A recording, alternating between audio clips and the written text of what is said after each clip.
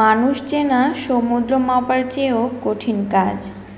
কারণ গিরগিটি রং বদলায় তার আত্মরক্ষার জন্য, আর মানুষ রং বদলায় তার স্বার্থ রক্ষার জন্য।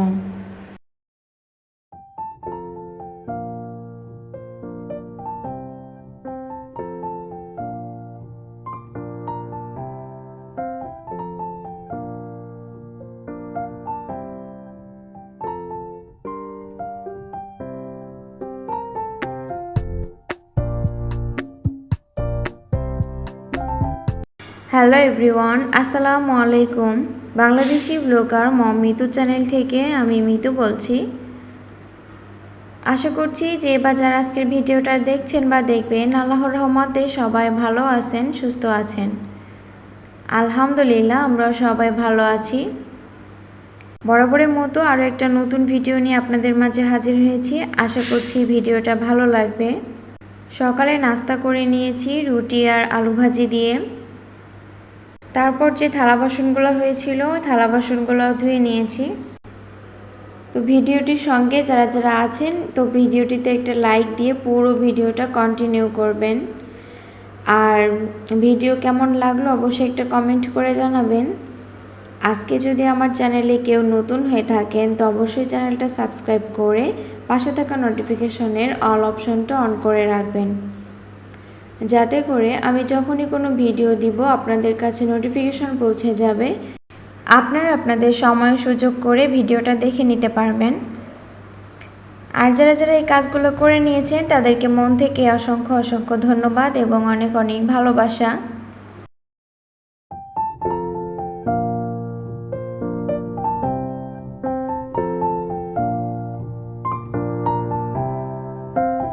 তো দুপুরে রান্না বান্না করব, আর দুপুরে রান্না হচ্ছে মুরগি রান্না করছি, আর ডিম ভোনা, আর আছে সাদা পোলাও আর কি। তো পোলাওটা ঝরঝরে হয়েছিল আর খুব সিম্পল খাবারই রেখেছি। ডিম ভোনা হয়ে গিয়েছে আর মাংস হচ্ছে কষাচ্ছি সুন্দর করে। আর এখন হচ্ছে এই যে চালটা ধুয়ে তারপরে বেশ অনেক সময় রেখে দিব। আর এভাবে রেখে দিলে তো ভাত বেশি ঝরঝরা হয়, এটা সবাই জানেন। এখনকার ওয়েদারটাই না এমন, এই বৃষ্টি এই রোদ, তো এই সময় দেখি অনেকের একটু অসুখ বিসুখ হচ্ছে আর বাচ্চাদের একটু সমস্যা হচ্ছে, যেহেতু ওয়েদার চেঞ্জ হচ্ছে।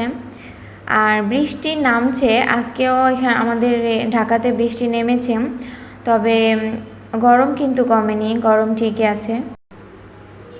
আর আমি হচ্ছে লাইটটা বন্ধ করে এমনিতেই দিনের আলোতেই ভিডিও করছিলাম। তো দিনের আলোতে ভিডিওটা বেশ একটা ভালো হয় না, তারপর এই যে লাইট জ্বালিয়ে দিয়েছি। আর এখন পোলাওটা রান্না করব। তো পোলাওটা হচ্ছে ধুয়ে অনেক সময় রেখে দিয়েছিলাম যাতে করে পানি ঝরে যায়। আর এখন হচ্ছে বেশ অনেক সময় ধরে ভেজে নিয়ে রান্না করে নিয়েছি। রান্না করা শেষ হয়ে গিয়েছে আর পুরো রান্নাঘরটা আমি পরিষ্কার করে নিয়েছি। কখনোই হচ্ছে আমি খাবারের সময় ভিডিও করতে পারি না, একে তো একটু তাড়াহুড়ার মধ্যে থাকি, আর দ্বিতীয়ত মনেও থাকে না খাবারের সময় ভিডিও করার কথা। যেহেতু আগে মেয়েকে খাওয়াতে বসি, তো ওকে খাওয়াতে গেলে অনেকটা সময় লেগে যায়, তারপরে আর ভিডিও করতে ইচ্ছা করে না। বিকালে একটু পপকর্ন ভাজছিলাম, অনেকগুলো পপকর্ন কিনে আনা হয়েছিল অনেক দিন আগেই। তো ওই পপকর্নগুলো এখন ভাজছি, আর পপকর্ন ভাজার সময় শব্দটা আমার শুনতে বেশ ভালো লাগে। যে যখনই দু একটা করে ফুটে ওঠে তখনই কিন্তু ঢাকনাটা দিয়ে দিই, তারপরে এই যে একদম সব ফুলে যায়, বেশ ভালো লাগে ব্যাপারটা। আর পপকর্ন খেতে কে কে পছন্দ করেন অবশ্যই কমেন্ট করবেন, আমার কিন্তু খুবই পছন্দ। বৃষ্টির সময় পপকর্ন, তারপর ভাজা পোড়া, এগুলো খেতে বেশি মজা লাগে। সব সবজি, শাকসবজি বা ডিম, মাছ, মাংস যাই বলি না কেন, এত পরিমাণে দাম বেড়েছে। আর ডিমের দাম শুনে তো মানে যে প্রচুর দাম, কি বলবো, আমাদের তো সবসময় 1 কেজ করেই ডিম আনা হয়, আর দেখা গেছে 15 দিনের বেশি কিন্তু 1 কেজ ডিম যায় না।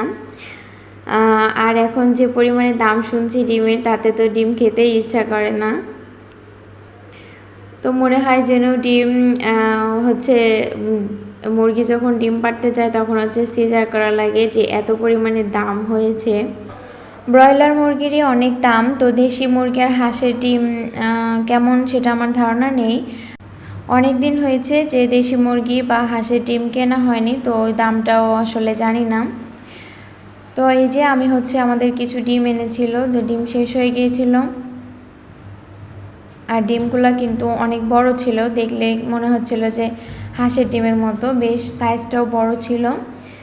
আর ডিমের ময়লাও ছিল, এর কারণে একটা আপুর ভিডিওতে আর কি দেখেছিলাম যে ডিম নাকি ধুয়ে রাখতে হয় না, তাতে নাকি আরও বেশি মানে রোগ জীবাণু ছড়ায়। এই যে ভীম দিয়ে আমরা ধুয়ে রাখি, এটাতে নাকি সমস্যা হয়। তো গুগলে সার্চ দিয়ে দেখতে বলেছিলেন, তো আমি আসলে দেখিনি, ভেবেছি যে গুগলে সার্চ দিয়ে একদিন আসলে দেখব ধুয়ে রাখা ঠিক নাকি না ধুয়ে রাখাই ঠিক হবে। তো আজকে কিন্তু ধুয়েই রাখছি, যেহেতু ডিমে এত ময়লা দেখে আর ভালোই লাগছে না এভাবে রাখতে। তো আমার আজকের ভিডিওটা আপনাদের কাছে কেমন লাগলো অবশ্যই কমেন্টের মাধ্যমে জানাবেন। সবাই ভালো থাকবেন, সুস্থ থাকবেন। দেখা হবে পরবর্তী ভিডিওতে। আল্লাহ হাফেজ, আসসালামু আলাইকুম।